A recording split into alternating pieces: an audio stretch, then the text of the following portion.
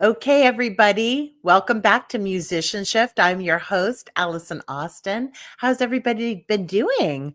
Thank you so much. So many of you have liked and subscribed and commented, and I am so excited. I love that interaction. So I'm Allison Austin, and if you don't know me, my background is in live music production, production management, artist management, and now I'm giving back in this way, using this podcast, using this platform to come to you guys and be accessible to you all and bring you some great reaction today to Benson Boone on SNL, who flipped out literally. And it was just awesome. I don't know if you guys caught that last Saturday. I've been meaning to get to you. It's been a busy week. Did you guys catch that on May 3rd? Benson Boone absolutely nailed his debut as musical guest. He performed 2 tracks from his upcoming album, American Heart, which drops June 20th. He is absolutely phenomenal. And if you don't know who I'm talking about, please check him out. He is so good. So his first song, Sorry I'm Here for Someone Else, started with a literal flip, like an actual backflip. This is epic. So this is Sorry I'm Here for Someone Else. And SNL, I'm here to promote you. And I'm here to promote Benson Boone because he is amazing. I'm just going to share this with you guys so you guys can get this idea of what this guy, it's not a kid, he's a man, but I'm just so excited that we have dynamics in music, that we have someone. I mean, his vocals are off the chain. I don't know too much about his vocal history. I'm going to find out more about it. Let's check it out. So he starts like this. How great is it to find a dynamic performer like that can just enter with a full back flip, you guys? That's crazy, crazy. He has such dynamics. Look at this. Okay. So how long has it been? I know we have like Harry Styles. We have so many great female musicians and women in music, but I'm focused on Benson Boone because he's doing something that I feel hasn't been done a lot. And correct me if I'm wrong. You guys feel free to put this in the comments.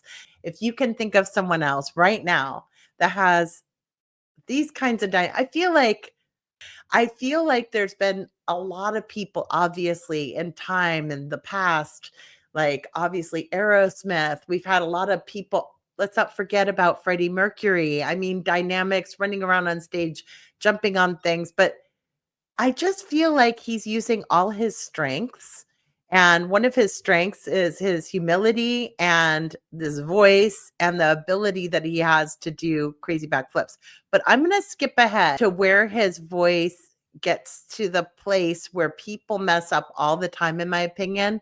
And what they do is they do this, they strain up. And I'm sure that one of my vocal coach friends could explain it a lot better. But this is how people get nodes on their vocal cords is they're doing this, they're straining, they're going that and going trying to get to that note. This guy does not do that, that it just flows out of him. Like I imagine it like when you're thinking about your posture and someone's talking to you about like maybe pretending that there's like a string at the top of your head, which I need to think of more often, and that it's just flowing. You're just like, you're not straining up, right? You're not like, I'm going to stand up straight. You're like, I'm just going to allow this imaginary string to pull me up in my, like it's imaginary, right? So I feel like with the voice, you have to have enough of a foundation to be able to allow that sound to just emanate from you and have power behind it. He's not like straining and scratching and grinding his voice, and it's not belting either.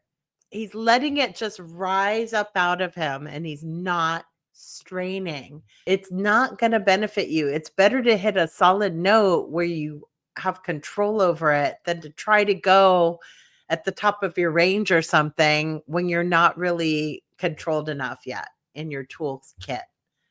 Guys, I just wanted to show you this really quickly. So I was puzzled because I mean, I didn't not realize it. I wasn't really like cluing into this, right? That he had no cuss words in his song. So far, none that I've seen anyway. Doesn't matter to me either way, but well, most people nowadays are cussing up a storm in their songs for even if it's for kids. And he actually grew up Mormon. And he says about growing up Mormon, he was confused and frustrated. He's reflecting on growing up Mormon with a devout religious family. In a new interview with Rolling Stone, the 22-year-old singer recalls not feeling connected to the Church of Jesus Christ of Latter-day Saints, despite his upbringing. Growing up, a lot of people at church would talk about these experiences that they've had and these personal revelations and feelings and voices. I've never felt as physically present as they did, and so I was always confused and frustrated, he told the magazine in a new interview released March 11th. So when he did share, people related to him, and he has his own stance on religion. He doesn't want to be a part of one religion. He says, I don't want to be a part of one religion. I have my own opinions, he's explained. So I just think he's great. I like his attitude. I love his voice. Okay, you guys. So then he came back with Mystical Magical, which is super, super cute. A great show. The whole vibe felt really, really fresh. But also, like, I feel like he's carving out his own lane in the music world. So what I really love most is that he brought his own mix of stage presence and raw talent to these performances.